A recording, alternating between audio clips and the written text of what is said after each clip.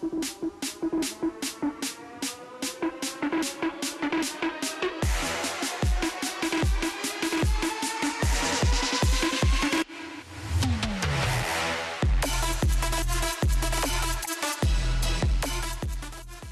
right, let's get back to talking cricket here on the SportsMax zone as we switch focus to the women. The West Indies were whitewashed by India, putting their hopes of automatic qualification to next year's Women's 50-over World Cup in jeopardy after losing the third and final one-day international by 5 wickets in Vadodara. Gerard Morris-Seeley tells us more in this recap.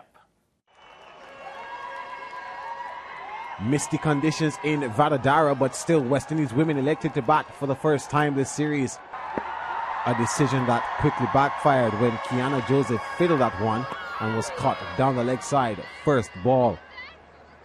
It got worse for the Caribbean women when Captain Hayley Matthews was bowled by Renuka Singh Beauty. Singh in the middle of another superb in-swing spell, destroying the Windies' top order. Matthews followed by Deandra Dottin as Shane Dixon's side stuttered to 9 for 3 in the 5th over. Chinelle Henry on her return to the side and Shemaine Campbell steadied the ship after slow starts. The two grew in confidence for a 91-run 4th wicket stand. Campbell was brilliant at using her feet to the spinners, hitting 7 fours, 4 through the mid-wicket area on the onside and 3 on the off, as she scored a stylish 62 ball 46. Henry, on the other hand, was content on hanging back, hitting 3 of her 5 fours behind square on the outside, while also launching 3 sixes.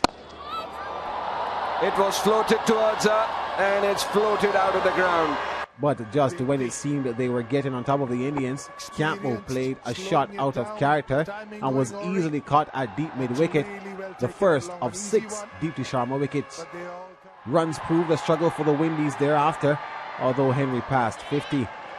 Third 50 for Henry. The right-hander also fell to Sharma, who went on to claim 6 for 31, her third 5-wicket haul in ODIs, and along with Renuka Singh's 4 for 29, India rolled over the Windies for 162 in 38.5 overs.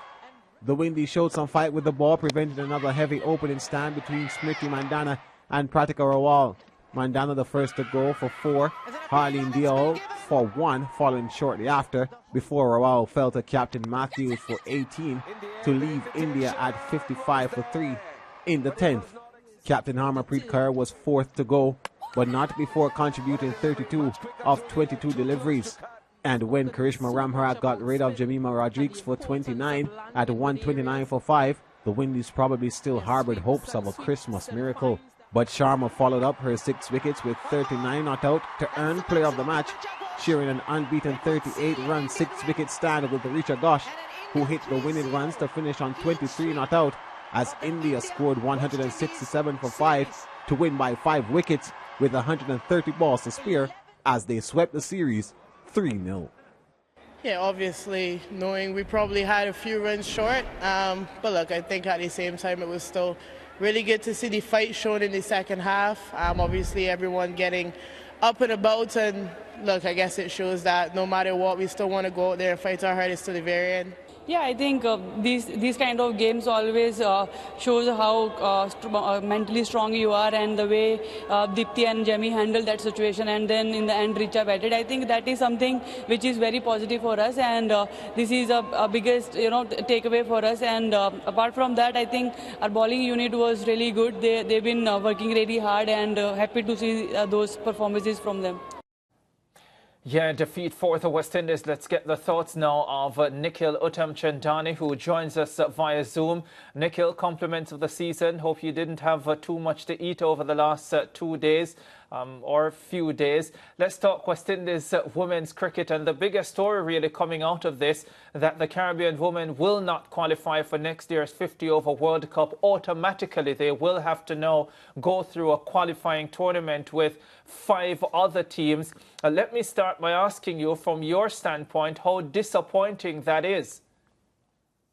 Yeah, obviously incredibly disappointed, Ricardo, when we think about, what this West Indies women's team was maybe 5 to 8 years ago when they had the triumph in 2016, albeit a different format. I think, look, we know that the team is making good strides in the T20 format, but when it comes to batting in longer forms of cricket, and really, I keep saying it starts regionally. The Super 50 Cup is very underwhelming when it comes to teams batting first and putting big totals on the board, and it's always going to be tough to expect bigger scores or massive drastic changes at the international level when the regional setup is not to standard. So I think it's been disappointing to see how the West Indies have gone in the 50-over format against teams ranked above them. I think they've handled the likes of Ireland when they came to the West Indies well in the past. But, yeah, they're going to have to find a way. And I think Shane Dietz and the West Indies project in 2025 is how do we get batters occupying the crease for longer periods of time, but also being able to score. I thought that partnership, which I know we'll talk about, was pretty much a highlight of where West Indian 50-over batting can get to and needs to get to if they're to compete. Yeah, before we speak about that partnership between Shemaine Campbell and Chinelle Henry, I just wanted to get from you, of all the West Indies dismissals in the third one-day international, which one disappointed you most? You see, I wouldn't say I would be fast to say Shemaine Campbell, but that worked for her so well in the innings where she was chipping down and was opening up the leg side, cow corner, mid-wicket, long on. She was actually so good at being very precise and using the angles of the field well. So obviously at that stage, it was disappointing to see her go. And I think obviously you had a couple of wickets after that, which pegged back Chinelle Henry, kept her off strike. Maybe the Kiana Joseph one. I mean, second time in the series that she's been out, first ball of the innings. And it just seems so innocuous, really. It was out of nowhere and just a feather down the leg side. I really think she can become much like Chinelle Henry. They both have small aspects of their game to work on, but they can be all-round superstars in the world game if they can get certain aspects of their game right. So maybe that one I was kind of disappointed. And I want to, as much as we talk about the West Indies, I think the way India bowled and the way Renuka bowled with her in-swing, it caused 10 wickets in the series. It caused the West Indies so many challenges in this series, getting the ball to net back in sharply, very late as well. It was an exhibition of fast bowling to watch. Yeah, so much from what you just said, Nikhil. Well, first of all, I agree with you. The dismissal of Shemaine Campbell was disappointing. And maybe for me, because I felt that she was trying to hit that ball out of the park, and I don't think that's her game. So that is the aspect that disappointed me. Previously, when she came down the wicket, she was looking to either pick up singles or, as you pointed out, find the open spaces. I got the distinct impression that that time around she was trying to clear the boundary. So that was my disappointment there.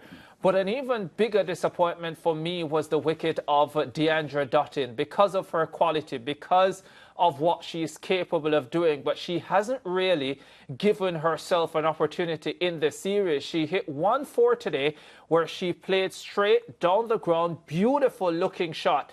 And I thought to myself, okay, this is good. Deandra Dottin has learned from being bowled by Renuka, the first two one-day internationals. And then a few deliveries later, she's swinging across the line and getting bowled, Nikhil.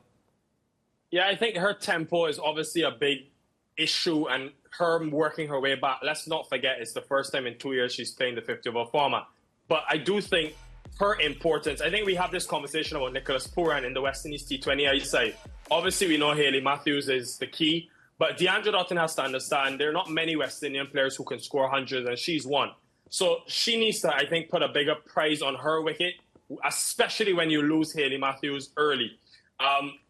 This is going across the board. I really would like to see her give herself more of a chance. I mean, you saw yesterday that there's value for runs when you actually give yourself time. Chinelle Henry was 3 off 17 before that first 6, and then she continued and went through the gears extremely well. So I hope as they move next year into the Bangladesh series and then the qualifiers, she can find a better tempo and a better way to structure her innings, because you look at the dismissals across all 3 of the matches, they've been quite aggressive. And in fact, all the deliveries she's faced, she's been looking to hit boundaries, which is fine in the power play, but still she has to understand the importance of her wicket. Yeah, you promised earlier on to speak a little bit more about the valuable partnership between Campbell and Chinelle Henry, Nikhil, because, we have said for so long that without Stefani Taylor And now with Dottin and Hayley Matthews, there's so much pressure on those batters. And the general feeling is that when they fail, it's hard for the West Indies to flourish. But we saw signs today that there are other players in the batting roster that can deliver the goods.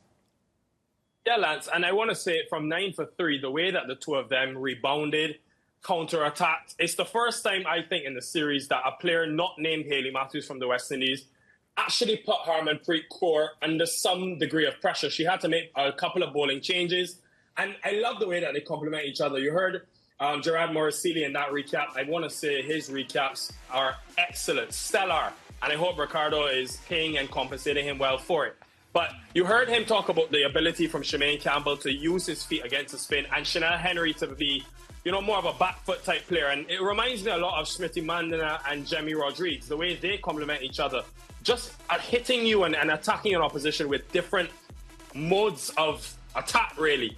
And I think that effortless power that we see from Chinelle Henry, if she can continue to find the other gear where she's able to withstand pressure and rotate strike, which she did extremely well yesterday, 3 ODI 50s now in her last 12 matches, she definitely can be one. I've seen enough in her batting. She can be one who can be the next person that can get big scores for the West Indies, like a Hayley Matthews, like a Deandra Dottin. And for Campbell, she continuously has gotten starts. 9 ODIs this year, 7 times she's gotten past 20, only 150. So the next stage for her is going into 2025, how can I get big hundreds? But I think the way she has batted spin this year in both white ball formats has been admirable. Yeah, and you hinted at it earlier on, Nikhil, about the quality of this Indian team, a team that is really, really improving. Only Australia and England are ranked ahead of them at the moment in ODI cricket. And because of the crowd support for them as well, 2 things here. The fact that India really played solid cricket throughout the series, both in the T20s and the ODIs. And it made things very difficult for the West Indies team, especially in the atmosphere of the very heavy crowd support for the home team. I think, Lance, is funny. They almost have the opposite problem to the West Indies. In the T20 format, they struggle to really get that consistency and almost that power past Smriti Mandana and Jemmy Rodriguez. They've been underwhelming at the last couple of T20 World Cups. But in the 50-over format, there is such a great production line of talent. When you think about the debutants they had in this series, the new faces that come in, Harleen Doyle, I think, in number 3, scored 100. Rawal at the top of the order. They just continue to get batters and pretty much everyone, really, into the team and able to feed off each other and get scores and contribute in winning causes. They definitely have a great one-day international core, I would say, ethos in terms of the way that they're playing their cricket, and they're going to be a massive favourite when that next 50-over World Cup comes. As you mentioned, the home support. And also, I think their vast knowledge of conditions in terms of black soil and red soil surfaces, I think they are well structured and will certainly be a favourite at the next World Cup. But what they're building in this format is a force to be reckoned with. Yeah, Nikhil, we have to wrap. But in 10 seconds, am I the only one, or has Shemaine Campbell improved significantly this year, especially with her ability to play in front of the wicket as opposed to just behind square on the onside? I think the use of the feet as well has really elevated her game. Ricardo, I remember last year she was averaging less than 10, and people were calling for her to almost be finished with and be dropped from the team. So I think we must give credit to her the way she's come back. And hopefully now the next step can be big 50s and big hundreds.